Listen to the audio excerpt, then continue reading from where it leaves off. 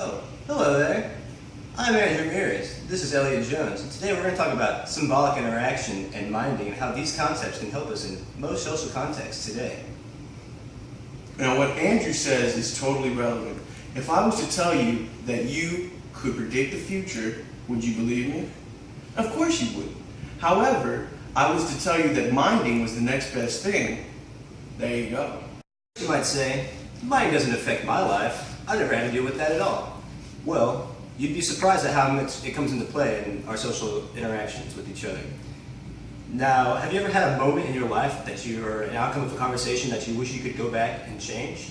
This is a perfect example of how minding may have wronged you, or you might have messed up and read somebody's conversation wrong. Maybe you said something that turned your listener away from the message, or maybe you said something to upset them, or maybe you met their expectations and got a desired outcome out of the conversation. No matter what, minding is always involved in a conversation to some degree. We cannot escape it. Minding, according to the book, is an inner dialogue used to test alternatives, rehearse actions, and anticipate reactions before responding. And then they put self-talk at the end. However, our group feels as though the self-talk portion is a little too simple. Self-talk implies what we do on the regular every day. Everybody in the shower, you self-talk, you sing to yourself, whatever you do, you brushing your teeth, you have thoughts throughout the day. Self-talk happens constantly. Our adaptation of this definition should include minding is an active process in which a receiver interprets a message. The person then uses past history through inner dialogue to test these alternatives. They then rehearse the actions, anticipate the reactions before responding. So again, it still goes along, but hence the key words active. It's an active process in which you're in a conversation, you think, and you choose the most beneficial response to get the best outcome. Now, Bloomberg said an individual's interpretation of symbols is modified by his or her own thought processes. And Mead said humans have the unique capacity to take the role of the others. So, with this unique capacity, we can sharpen our minding skills indefinitely. Because we interpret symbols modified by our own thought process, it's important to use minding as best we can in order to have the most ideal symbolic interactions. What's a symbolic interaction, you ask?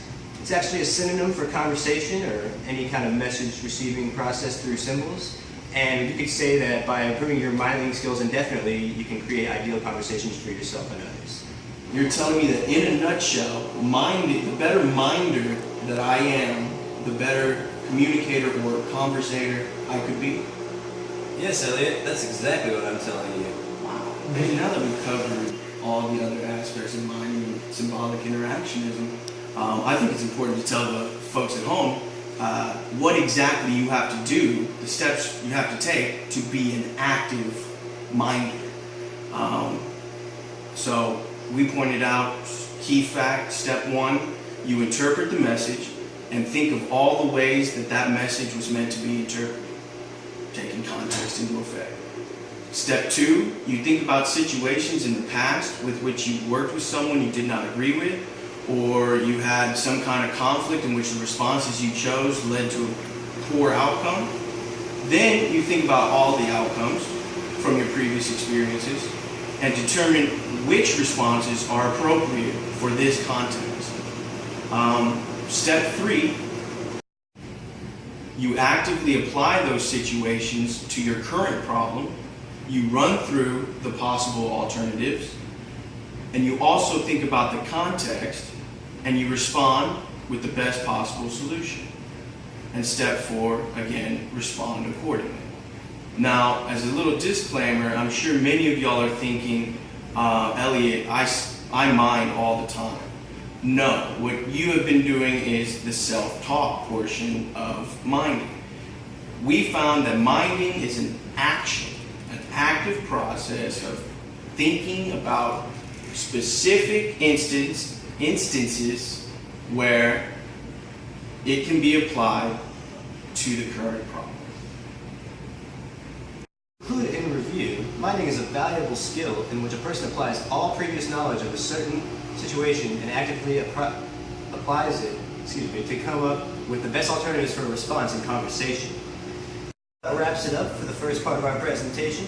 Be sure to tune in to the next video to see a scenario in where mining can be used to enhance workplace productivity and enhance communication skills. Thanks a lot.